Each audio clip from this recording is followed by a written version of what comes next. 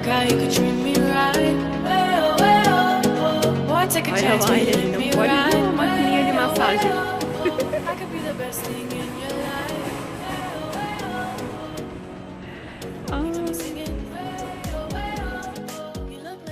Oi, pessoal, tudo bem? Meu nome é Giane Reinert, sou autora do blog Quitute Sem Lactose, especialista em cozinha saudável e inclusiva, sem glúten, sem lactose, essa coisa toda. E hoje eu vou compartilhar com vocês como foram as minhas férias, né? As nossas férias em família. Recentemente a gente foi conhecer a África do Sul e vou passar esse roteiro, compartilhar com vocês esse roteiro para 2 semanas de viagem. Então, para a África do Sul você vai precisar levar o passaporte. Não é necessário visto, somente o passaporte, que é o documento internacional. Vai precisar também da carteira internacional de vacinação, com a dose da vacina da febre amarela. Já pode grampear junto no passaporte e levar, porque vai precisar. E se você pretende dirigir por lá também, andar por lá para dar uma volta, que foi o que a gente fez todo o trajeto de Porto Elizabeth até Cape Town, todo de carro, então é interessante que você tenha também a carteira internacional de habilitação. E se você, assim como eu, tem intolerância à lactose ou alguma outra restrição alimentar e precisar de uma refeição especial, as companhias aéreas elas oferecem, elas disponibilizam dessa refeição isenta de lactose, de glúten, do que você precisar, só que o pedido tem que ser feito com mais ou menos uns 30 dias de antecedência. Isso varia de acordo com cada companhia aérea, cada empresa tem uma norma diferente. Mas a TAG, que foi a empresa que nós contratamos, ela pede mais ou menos uns 30 dias e é bem fácil de fazer. É só passar o número do voo e aí dá para pedir pelo WhatsApp mesmo, bem tranquilo. E eu achei que eles foram muito atenciosos, não teve nenhuma vez que eu precisei pedir a minha refeição. Eles, por si próprios, já vinham perguntando, você que pediu a refeição especial, então foi bem tranquilo. Só me arrependo de não ter pedido sem soja, porque as primeiras refeições ali foram complicadas. Eu tive algumas reações com as... Todo esse roteiro foi planejado com bastante antecedência pela minha cunhada e pelo meu marido. Então, como é uma viagem em família, se todo mundo ficasse dando palpite, com certeza eu já ia azedar a viagem bem antes da gente sair. Então, eles que fecharam todo o trajeto e aí depois cada um foi vendo o que queria fazer de acordo com os lugares que a gente ia conhecer. Nós saímos de Joinville e fomos até Curitiba de carro, porque de acordo com as nossas contas, valia mais a pena deixar um carro na locadora e ir todo mundo junto, nós estávamos em 5 pessoas, do que pegar um voo direto até São Paulo. Então, por isso a gente fez isso. Então, saímos de Joinville e fomos até Curitiba de carro. De Curitiba nós pegamos um voo até São Paulo. De São Paulo nós pegamos um voo até Luanda e de Luanda direto para Joanesburgo. Em Joanesburgo nós ficamos uns 3 dias. A dica bem rápida, a televisãozinha da TAG não é muito boa, então já aconselho você baixar alguns filmes no celular ou levar um bom livro para ler no caminho. Chegando lá no aeroporto de Joanesburgo, lá dentro mesmo a gente já foi atrás de um chip para a internet para conseguir utilizar o GPS e na mesma loja a gente já providenciou uma tomada, né, para todo mundo conseguir carregar o celular. O adaptador internacional ele não tem os 3 pinos que eles costumam utilizar lá, então em função disso a gente teve que comprar um na própria loja onde vende o chip. E aí o primeiro dia oficialmente da viagem nós reservamos para fazer o safari. O ideal é deixar um dia inteiro só para o safari porque é bem cansativo e é bem longe. Nós ficamos hospedados no centro de Joanesburgo e até chegar no Pilanesberg dá mais ou menos 3 horas e meia de carro, então é bem cansativo. O ideal também é chegar lá bem cedo, no primeiro horário da manhã, porque você pode escolher se você quer fazer com o carrinho do parque ou quer fazer com o seu carro próprio. Como vocês podem observar, lá é mão inglesa, então o carro com câmbio automático com certeza vai facilitar bastante. Não necessariamente precisa ser 4x4, porque os acessos principais são de asfalto. E é muito emocionante, conforme a gente vai andando, vão surgindo alguns animais diferentes e é muito legal a sensação de chegar tão pertinho desses animais. Sobre os Big Fives que todo mundo fala, é meio que uma questão de sorte, né, de aparecer, de atravessar na frente do carro um animal desses. Mas nós ficamos bem felizes e satisfeitos com os que a gente viu, foi muito legal, muito emocionante mesmo.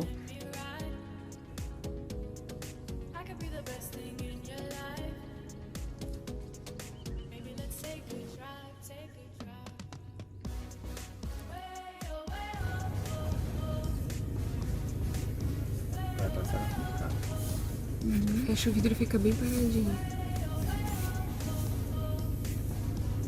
Ai, meu Deus, ele tá vindo bem aqui. Uma resinha, senão não. Vai passar por trás. Nossa, vai passar atrás do carro. O bicho.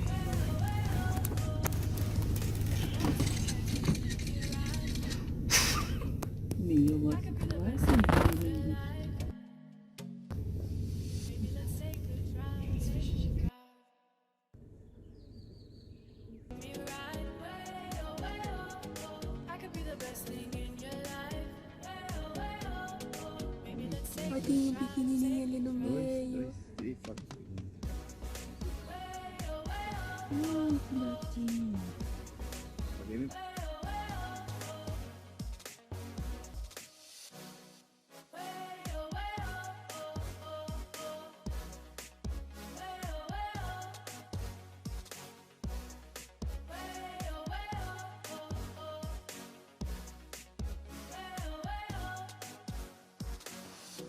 Voltando do safari, nós fomos almoçar e conhecer o Nelson Mandela Square, que é uma espécie de uma praça bem famosa, bem conhecida, tem uma estátua gigante do Nelson Mandela lá no meio e tem também galerias de lojas. Tem supermercado, tem de tudo que vocês imaginarem. É bem legal e vale a pena conhecer. Nessa época que nós fomos, né, entre Natal e Ano Novo, véspera de Natal eles fecham tudo bem cedo. No dia 25 também muitas coisas não abrem. Dia 1º também é feriado, então tem muita coisa assim que funciona num horário diferenciado. É bom dar uma olhadinha antes. Como eu trabalho com alimentação inclusiva, uma das coisas que eu gosto de fazer em viagem também é procurar por alimentos diferentes e inclusivos. A gente acabou encontrando no Nelson Mandela Square esse quiosque da Taste of Cannabis, que é uma marca de produtos naturais usando a cannabis. Bem legal, tem um chocolate bem gostoso e é só chocolate, não tem nada demais, pode consumir tranquilamente. Depois nós encontramos uma loja de produtos naturais que se chama The Nutri Balance Center. E é uma loja bem completa, tem vários produtos naturais, sem glúten, sem lactose, veganos, um pouco de low carb também e muitos produtos de suplementação.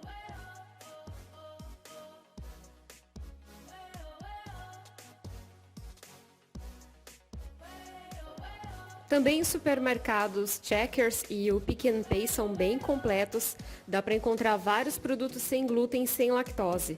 Claro que o fato de a gente ficar em casa, né, pelo B&B, facilita muito mais, então a gente consegue pegar os produtos, levar para fazer em casa e também dá para aproveitar para conhecer um pouco mais da cultura local, tendo aquele contato direto com as pessoas dali.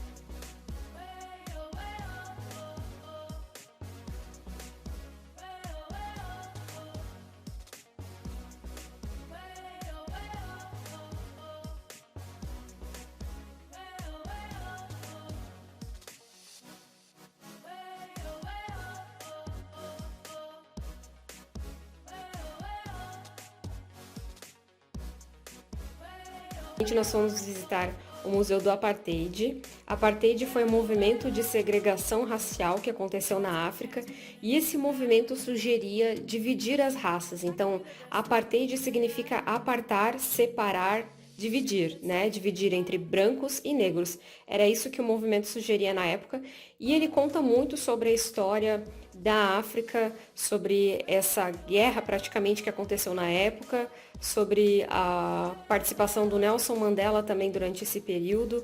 Então, se você não conhece muito bem a história, é bom dar uma lida antes de ir para então visitar o museu. Você pode ir por conta própria ou pode contratar um guia, né? Dá para se informar um pouquinho no Google, mas tem alguns guias que levam para fazer esse tour, alguns passeios, e até eles explicam melhor a história. Eu não filmei lá dentro porque eu fiquei tentando acompanhar, querendo acompanhar tudo que tinha lá, então eu acabei esquecendo de filmar. Mas logo na entrada eles dão esse folder aqui e aqui dentro tem um mapa de toda a galeria, de como funciona, como ela está dividida, também explicando um pouquinho da história. E dentro de cada galeria, lá dentro tem muito sobre a história também da época, contando sobre política e sobre tudo mais. E uma coisa bem interessante que quando você compra o ticket para entrar no museu, no próprio ticket já tem uma segregação, né? Pessoas brancas e pessoas não brancas. E a entrada do museu também tem duas portinhas diferentes, que é para sentir como era naquela época, né? Esse é o objetivo. Então tem uma portinha dos brancos e a portinha dos negros. Claro que você pode entrar por qualquer uma delas. A ideia não é dividir, apenas demonstrar como que funcionava naquela época.